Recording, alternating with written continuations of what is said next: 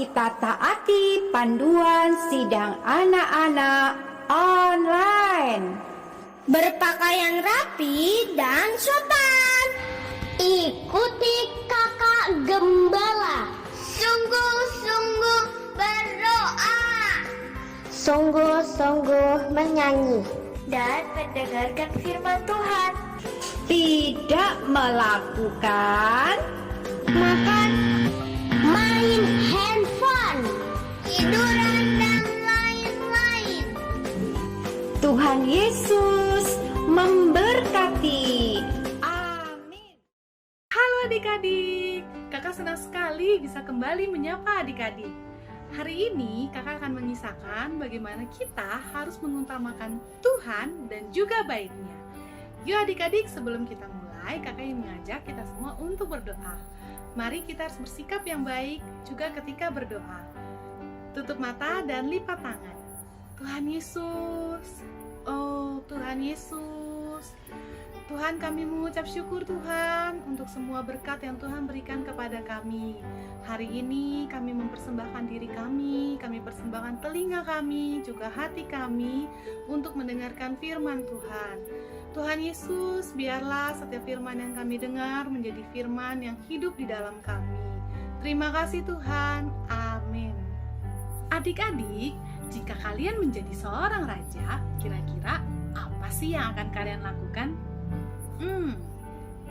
Mungkin kalian akan membangun sebuah istana yang sangat mewah dan juga sangat megah tentunya.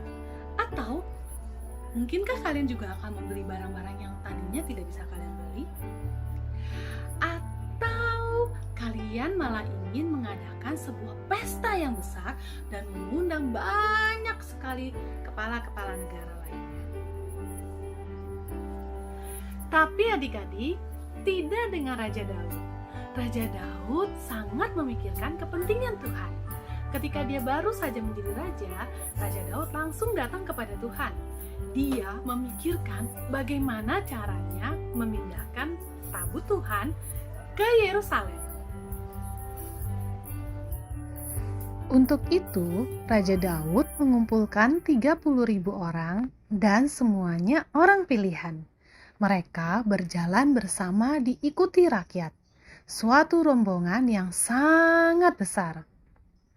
Mereka mengangkut tabut Tuhan dengan sebuah kereta baru dari rumah Abinadab. Raja Daud dan seluruh kaum Israel menari-nari di hadapan Tuhan dengan sekuat tenaga, diiringi nyanyian kecapi, gambus, rebana, kelentung, dan caracap. Tapi sayang sekali adik-adik, terjadilah kecelakaan. Raja Daud tidak mengikuti perintah Tuhan. Karena tabut Tuhan harus diangkut dengan gandar pengusung di atas bahu para imam dan orang-orang Lewi, bukan menggunakan kereta baru. Karena kecelakaan itu, Raja Daud akhirnya menghentikan pengangkutan tabut Tuhan dan menaruhnya di rumah Obed-Edom. Selama 3 bulan, Raja Daud mempelajari perintah-perintah Tuhan. Dan akhirnya dia sekali lagi memimpin pengangkutan tabut Tuhan dari rumah Obed-Edom ke Yerusalem. Raja Daud sangat gembira, sehingga setiap 6 langkah pengangkatan tabut Tuhan maju, ia mengorbankan seekor lembu dan seekor anak lembu gemukan. Daud menari-nari di hadapan Tuhan dengan sekuat tenaga. Ia berbaju efod dan kain lenan. Seluruh orang Israel juga mengiringi dengan sorak dan bunyi sangkakala, tarian, alat musik, semuanya memperdengarkan lagu-lagu gembira. Sungguh iring-iringannya luar biasa. Ketika tabut Tuhan memasuki kota Daud, maka Mikal, istri Raja Daud, melihat dari jendela Raja Daud yang sedang meloncat-loncat dan menari untuk Tuhan. Ia memandang rendah Raja Daud dalam hatinya. Tabut Tuhan diletakkan di tempat yang telah dipersiapkan. Raja Daud mempersembahkan korban bakaran dan korban keselamatan di hadapan Tuhan. Lalu diberkatinyalah seluruh bangsa itu demi nama Tuhan semesta alam. Raja Daud juga membagikan kepada rakyatnya masing-masing seketul roti bundar, sekerat daging, dan sepotong kue kismis. Ketika Raja Daud pulang, Mikal menegur Raja Daud. Menurutnya, Raja Daud telah mempermalukan dirinya sendiri dengan menari-nari seperti itu. Tapi Raja Daud berkata bahwa untuk Tuhan ia rela lebih dipermalukan lagi. Raja Daud sangat mengutamakan Tuhan. Dia tidak peduli apakah hal tersebut akan membuatnya malu atau tidak. Yang penting adalah Tuhan senang. Tuhan sangat senang dengan apa yang dilakukan oleh Raja Daud dan seluruh umatnya, karena mereka semua memuji Tuhan. Oleh karenanya, akhirnya Tuhan menghukum Mikal dengan tidak memberikannya anak sampai akhir hidupnya. Sekarang tabut Tuhan sudah ada di Yerusalem, tapi Raja Daud masih tidak puas juga. Yuk adik-adik, kita sama-sama baca kitab 2 Samuel pasal 7 ayat 2. Berkatalah raja kepada Nabi Natan, "Lihatlah, aku ini diam dalam rumah dari kayu aras, padahal tabut Allah diam di bawah tenda." Raja Daud tidak mengutamakan dirinya, tetapi kepentingan Tuhan. Oleh karenanya, Tuhan sangat berkenan kepada Raja Daud. Dan malam itu juga Tuhan menjawab Raja Daud bahwa bukan dia yang akan membangun rumah bagi Tuhan, melainkan anaknya. Raja Daud tahu ini adalah pekerjaan yang besar, karena ini bukan dilakukan untuk manusia, melainkan untuk Tuhan. Dan pada saat itu Salomo masih sangat muda dan kurang pengalaman.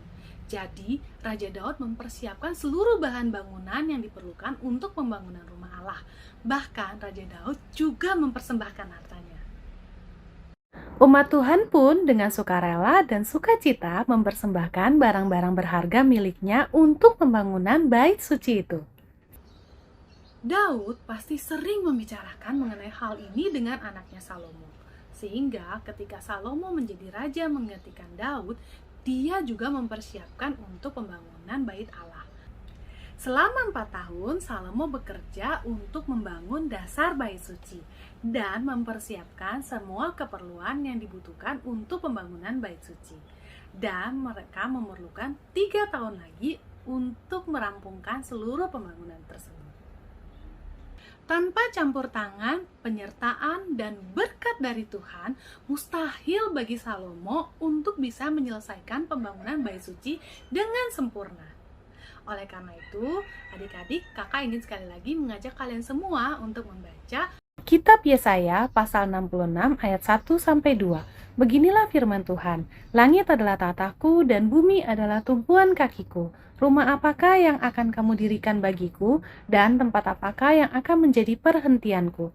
Bukankah tanganku yang membuat semuanya ini, sehingga semuanya ini terjadi? Demikianlah firman Tuhan. Tetapi kepada orang inilah aku memandang, kepada orang yang tertindas dan patah semangatnya, dan yang gentar kepada firmanku." Raja Hiram mengirim kayu-kayu terbaik dari Libanon dengan dijadikan rakit untuk menyusur pantai Laut Tengah dan kemudian diangkut melalui daratan ke Yerusalem. Semua ini membutuhkan banyak waktu, pekerjaan, dan uang. Salomo juga menyediakan 80.000 pemahat batu untuk memahat batu-batu besar. Batu, logam, kayu dipotong menurut ukuran yang tepat sebelum dibawa ke lokasi pembangunan. Setiap bagian dirancang dan dipasang oleh tukang-tukang yang berbakat sehingga tidak terdengar suara palu dan gergaji di dekat lokasi bait suci itu. Bait suci bukanlah bangunan yang besar, karena ia tidak dibangun untuk menampung suatu jemaat.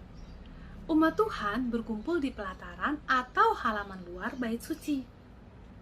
Walaupun bait suci itu tidak terlalu besar, tapi bait suci dibangun dengan sangat indah.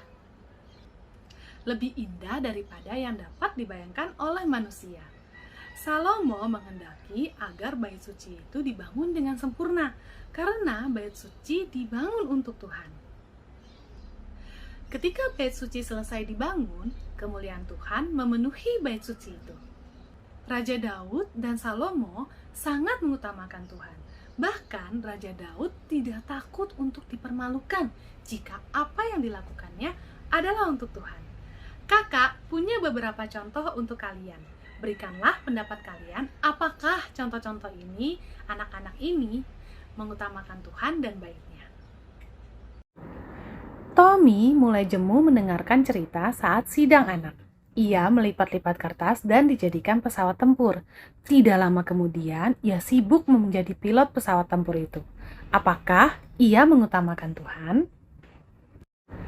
Paul sedang mengunyah permen karet ketika datang ke sidang anak.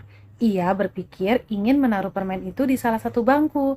Namun setelah dipikir-pikir lagi, ia merasa tidak baik. Karena itu, ia buang permen karet itu di tempat sampah. Apakah Paul mengutamakan Tuhan? Contoh yang ketiga, ketika datang ke balai sidang, Andi melihat banyak sampah berserakan dan buku-buku nyanyian tidak pada tempatnya. Bagaimanakah seharusnya sikap Andi? Dari contoh-contoh yang tadi, adik-adik tentunya sudah bisa menjawab bukan manakah anak-anak yang mengutamakan Tuhan dan kepentingannya. Nah, adik-adik, lalu apa yang harus kita lakukan? Kakak ingin mengajak kita semua kembali membaca 1 Korintus pasal 6 ayat 19. Atau tidak tahukah kamu bahwa tubuhmu adalah bait Roh Kudus yang diam di dalam kamu? Roh Kudus yang kamu peroleh dari Allah, dan bahwa kamu bukan milik kamu sendiri. Adik-adik, tubuhmu adalah bait Tuhan. Oleh karenanya, tingkah lakumu, sikapmu, cara bicaramu akan menentukan apakah kamu mengutamakan Tuhan dan baiknya. Jika temanmu mengajakmu untuk berbuat dosa, jangan ikut. Jika temanmu mengajakmu untuk datang ke tempat-tempat yang tidak seharusnya, jangan ikut. Jika temanmu mengajakmu untuk merokok ataupun mencoba obat-obatan terlarang, jangan mau. Tubuhmu ini adalah bait Tuhan, dan Tuhan ingin sekali untuk bisa tinggal di dalammu. Yuk adik-adik, kita berdoa. Tuhan Yesus, Tuhan Yesus, Tuhan terima kasih Tuhan untuk firman hari ini. Tuhan Yesus, kami memohon kepadamu kiranya Engkau mau memimpin hidup kami. Bagaimana kami belajar untuk mengutamakan kepentingan Tuhan. Kami juga tidak sembarangan dengan bait Tuhan, yaitu tubuh kami sendiri. Tuhan Yesus, pimpinlah kami senantiasa. Terima kasih Tuhan. Amin. Tahukah kamu, ketika kamu belajar menghafalkan hafalan ayat, maka kalian juga belajar mengutamakan kepentingan Tuhan. Yuk adik-adik, jangan lupa ya untuk menghafal ayat hafalan kita minggu ini. Yesaya pasal 66 ayat 1 sampai 2a. Beginilah firman Tuhan, langit adalah tatahku dan bumi adalah tumpuan kakiku. Rumah apakah yang akan kamu dirikan bagiku, dan tempat apakah yang akan menjadi perhentianku? Bukankah tanganku yang membuat semuanya ini, sehingga semuanya ini terjadi? Sampai jumpa adik-adik. Tuhan Yesus memberkati.